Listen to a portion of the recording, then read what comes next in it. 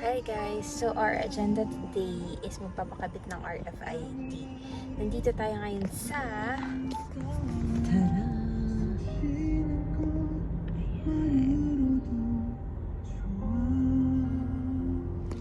So sinadya talaga natin siyang dayuhin dito sa NLEX. Nag-aantay lang tayo sa contact person natin kasi kinuha niya na yung RFID. And then kakabit and then we're good to go. We'll see kung ano ang mangyayari if we have the free toll na. Ayun guys, and we're done. Hindi ko na na-videohan kasi sobrang saglit lang. Mga 5 seconds. 5 seconds lang nakabit na agad. So, ito na siya. Ito na siya. Tada!